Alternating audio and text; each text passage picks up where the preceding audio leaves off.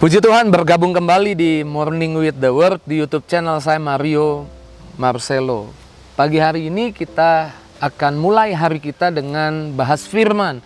Kita akan mulai hari kita dengan ingat janji Tuhan. Maka ketika kita ingat janji Tuhan, maka saya percaya boleh ada tantangan, boleh ada masalah, tapi kita bukan orang yang putus asa dan mundur. Tapi kita orang-orang yang akan hadapi tantangan dan masalah, karena kita tahu kita punya landasan berpijak untuk bisa melangkah, yaitu firman Tuhan. Masih menyambut hari Jumat Agung, Yesus mati di atas kayu salib. Kalau kemarin kita membahas tentang perjanjian yang menguntungkan, hari ini kita akan bahas tentang perjanjian yang menguduskan. Tahukah saudara, di perjanjian lama ada banyak gambaran tentang perjanjian yang Yesus buat dengan Bapa Sorgawi untuk kepentingan kita. Tahukah saudara, di dalam Kejadian 31 ayat 43 sampai ayat 55 mencatat perjanjian Yakub dan Laban mertuanya. Laban pernah memperlakukan Yakub dengan tidak adil gitu. Sehingga Laban dalam satu saat dia ajak Yakub buat perjanjian dengan dia. Untuk apa? Untuk menjamin bahwa Yakub akan memperlakukan keturunannya dengan baik. Mereka buat perjanjian. Dan ketika mereka buat perjanjian, mereka menumpuk setumpuk batu, lalu makan minum di sana. Mengapa batu? Pertanyaannya. Mengapa batu yang ditumpuk? Saya percaya Alkitab tidak pernah, atau kisah-kisah di perjanjian lama ditulis di Alkitab tidak pernah tanpa tujuan, tidak pernah tanpa alasan, tidak pernah nggak ada sesuatu yang mau Tuhan jelaskan buat kita. Mengapa batu? Karena dalam perjanjian baru, Yesus disebut sebagai batu penjuru, batu fondasi, di mana gereja dibangun di atasnya. Yuk kita baca di dalam 1 Petrus 2 ayat 5 dan 6. Dan biarlah kamu juga dipergunakan sebagai batu yang hidup untuk pembangunan suatu rumah rohani bagi suatu imamat kudus, untuk mempersembahkan persembahan rohani yang karena Yesus Kristus berkenan kepada Allah. Sebab ada tertulis dalam Alkitab, sesungguhnya aku meletakkan batu di Sion, sebuah batu yang terpilih, batu penjuru yang mahal.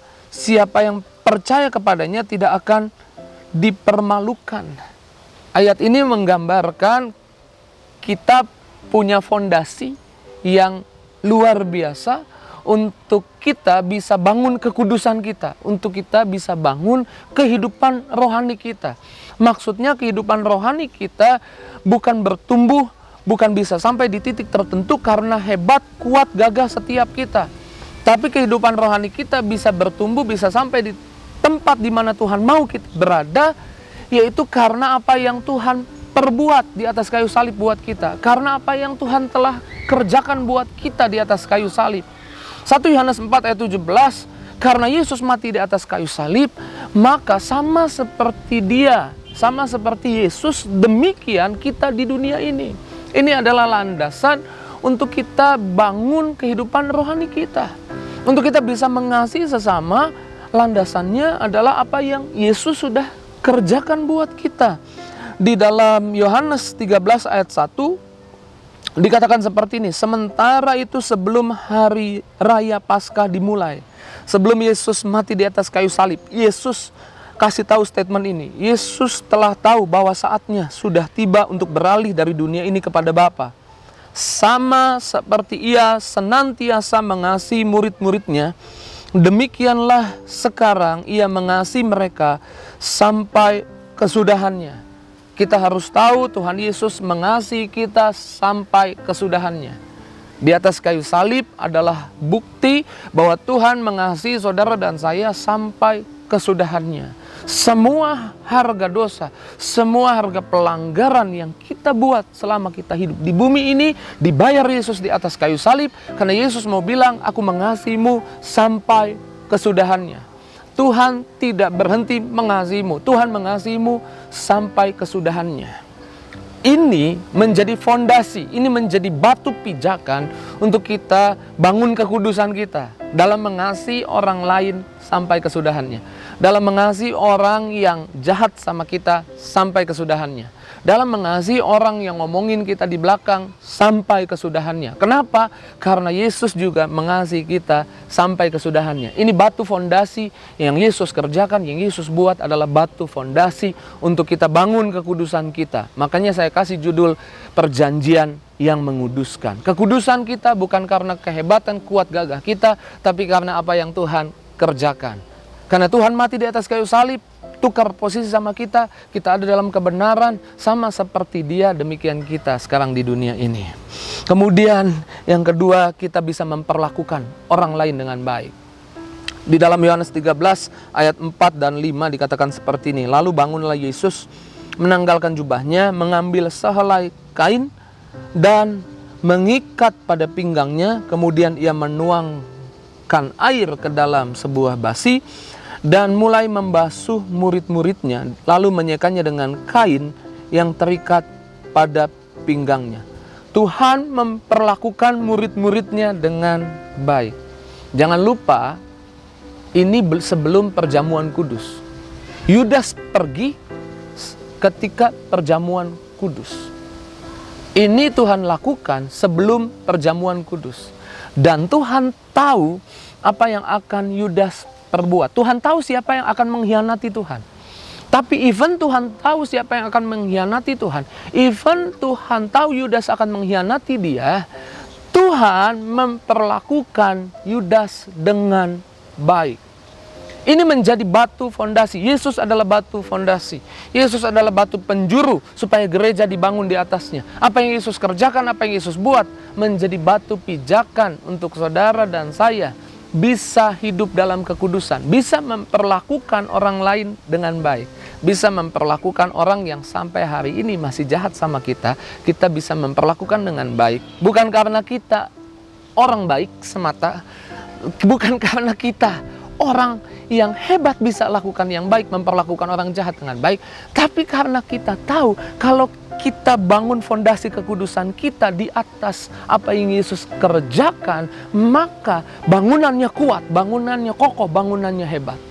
Sehingga orang bisa memperlakukanmu dengan jahat, bisa memperlakukanmu tidak adil, bisa omongin kamu di belakang, bisa jatuhin kamu, bisa memperlakukan kamu dengan buruk. Tapi kamu nggak bisa balas dia memperlakukan dengan buruk. Kamu nggak bisa balas dia, fitnah dia balik. Nggak bisa jahat lagi balik sama dia. Bukan karena kamu hebat, bukan karena kamu luar biasa baiknya, tapi karena kamu punya fondasi yang luar biasa, fondasi yang kuat, batu pijakan yang kuat, yaitu Yesus memperlakukanmu seperti itu. Yesus memperlakukanmu dengan baik. Maka Alkitab mengajar 2 Petrus 1 ayat 4, dengan jalan itu ia telah menganugerahkan kepada kita janji-janji yang berharga dan yang sangat besar, supaya olehnya kamu boleh mengambil bagian dalam kodrat ilahi dan luput dari hawa nafsu dunia yang membinasakan. Dengan jalan, yaitu ada janji Tuhan, ada firman Tuhan, ada apa yang Tuhan kerjakan di atas kayu salib, itulah pijakannya kita bisa hidup dalam kodrat ilahi. Bukan kehebatan kita, bukan perjuangan kita, tapi perjuangan Tuhan di atas kayu salib. Perjuangan Tuhan di atas kayu salib jadi landasan untuk kita enggak berhenti berjuang juga. Maksudnya gini loh, bukan sesuatu yang keluar dari potensi diri kita, tapi sesuatu yang Tuhan taruh, yaitu firman-Nya, janjinya, menyebabkan potensi kita yang mungkin kecil, terbatas, itu jadi meledak, jadi keluar, jadi bisa kudus, jadi bisa mengasihi orang dengan baik, memperlakukan orang dengan baik, karena apa yang Tuhan sudah kerjakan. Dengan jalan itu kamu bisa mengambil bagian dalam kodrat ilahi. Dengan jalan itu kamu bisa hidup dalam kekudusan, bukan hidup dalam dosa. Saya percaya ini adalah kehendak Tuhan. Ini adalah cara Tuhan untuk kita bisa sampai di kehidupan rohani yang Tuhan mau buat kita. Oleh kuasa darah-Mu Kau telah tebus dosaku, kekudusan-Mu melingkupiku, kasih-Mu mengalir memulihkan hidupku. Sungguh besar anugerah-Mu, Kau selamatkan hidupku. Ku menjadi ciptaan yang baru oleh kuasa darah-Mu. Ambil waktu sejenak, renungkan apa yang Tuhan katakan buat kita. Jangan menyerah, jangan putus asa, jangan bilang kita nggak bisa hidup kudus. Kita nggak bisa hidup kudus dengan kekuatan kehebatan kita. Tapi ada perjanjian yang menguduskan, yang kita belajar hari ini. Saya percaya betapa Tuhan mau kita sampai di titik rohani yang Tuhan sudah kerjakan, bahkan Tuhan sudah bayar di atas kayu salib buat kita. Ambil waktu doa. Kalau ada masalah, ada tantangan, serahkan ke dalam tangan Tuhan. Percaya Tuhan lakukan sesuatu buat kita pagi ini. Saya mau doa buat setiap kita yang gabung dengan Morning with the Word. Saya berdoa, hamba berdoa, yang sakit sembuh, yang lemah dikuatkan, yang susah hati dihibur Tuhan. Bahkan yang kekurangan akan lihat kelimpahan di hari ini. Yang melihat nggak ada jalan, Tuhan buka jalan. Yang rumah tangganya sedang dalam masalah, Tuhan bisa pulihkan. Tuhan bisa buat sesuatu yang memulihkan buat rumah tangga. Dalam nama Yesus, bahkan yang sedang menunggu jawaban doa yang terbaik, Tuhan sudah siapkan. Dalam nama Yesus, haleluya. Amin.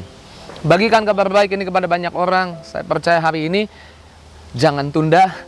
Sekali lagi bagikan kepada keluarga, kepada teman, kepada banyak orang. Supaya banyak orang ikut diberkati, sama seperti saudara juga diberkati. Tuhan Yesus berkati. See you.